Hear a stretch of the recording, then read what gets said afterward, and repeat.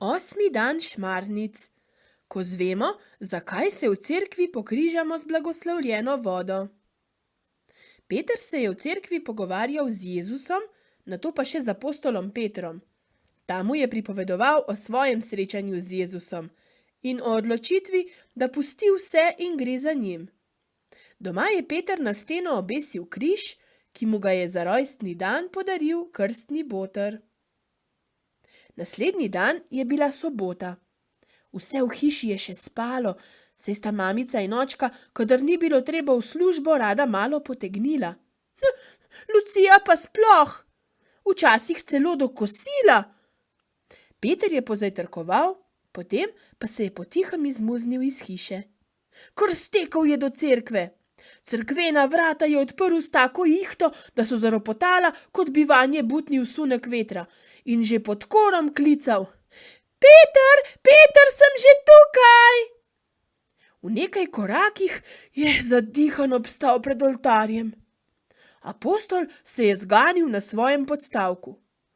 Kaj se dogaja? Kje gori? Naj pokličem Florjana? Ne, sej ne gori, je lovil sapo deček. Jaz sem Peter. Ti si, se je pomiril starček. Peter veter, zaletal in hiter, kot jaz, se je še nasmehnil in se potem zresnil.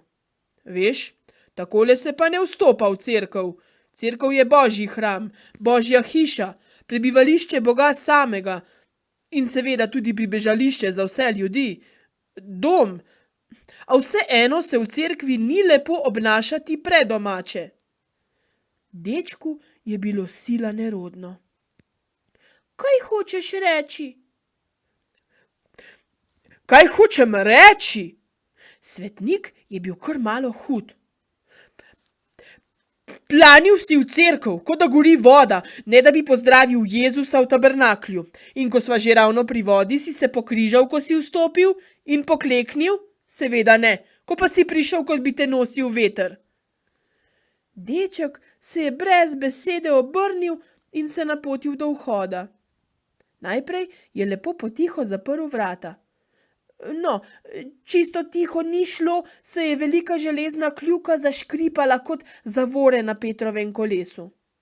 Nato je pomočil palec v marmornato školjko in se obrnjen k tabernaklju lepo počasi pokrižal na čelu, na ustnicah in na prsih. Ter pokleknil, in to prav do tal, da se je koleno dotaknilo kamnitega tlaka. Nato pa se je vrnil pred oltar in dvignil pogled k svetemu apostolu. Ta se mu je prijazno nasmehnil. Sej ni bilo težko, kaj ne, da ne? Deček mu je vrnil nasmeh in odkimal. Oprosti, ker sem se prej tako razhudil, ampak tukaj pred oltarjem iz nedelje v nedeljo opazujem, kako ljudje, otroci in tudi odrasli, malomarno vstopajo v svetišče.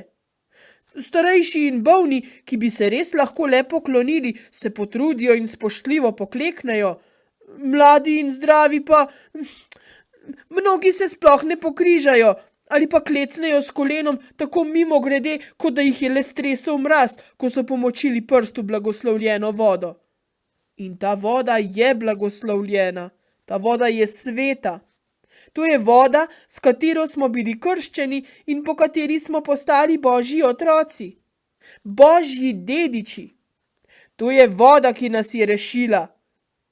Kot se je v času vesoljnega potopa Noe rešil po vodi, tako nas je krstna voda odrešila izvirnega greha. Tako kot voda umije in očisti naše telo, tako blagoslovljena voda umiva in očiščuje našo dušo. Vsakič, ko se pokrižamo z blagoslovljeno vodo, se spominjamo svojega krsta. Vsakič, ko omočimo svoje čelo, prsi in ramena, se pravi vse svoje telo, z blagoslovljeno vodo, se spominjamo, da smo povezani z vsemi krščenimi, da smo del Kristusovega telesa, cerkve, da smo Kristusovi. Zato, vidiš, se ob vstopu v cerkev pokrižamo z blagoslovljeno vodo. Tega pa nisem vedel, je priznal Pubič. No, pa zdaj veš, je pomembno, a prijazno pribil sveti Peter. Se mu kar vidi, da je bil včasih papež, je pomislil Peter. Na glas pa si tega ni upal reči. Bi rad vedel še kaj?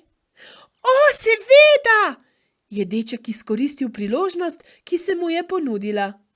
Rad bi vedel, kako to, da ti je Jezus dal novo ime. Kaj se je zgodilo? Tako, to te zanima. Aha, no, prav. Svetnik je sedel na svoj leseni podstavek in začel pripovedovati. Naloga.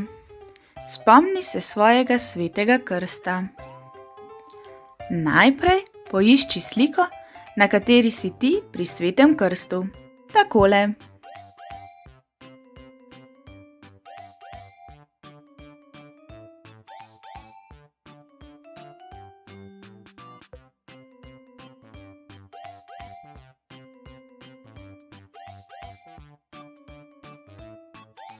Ali pa takole. Potem poišči še svojo krstno svečo.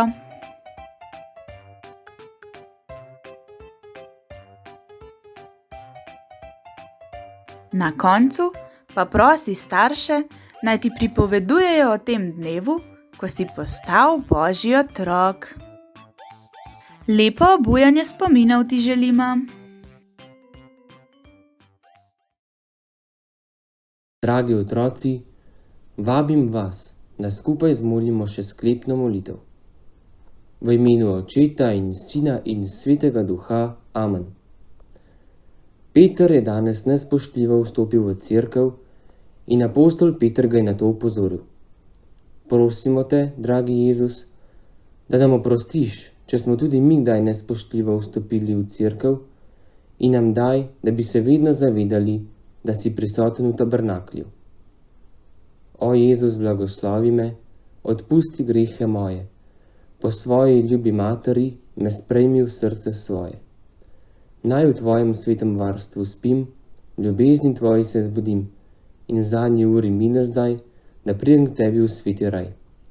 Vse dobro staršem vračaj, v nebesih in poplačaj in vernih duš usmili se, da bodo tebe gledale.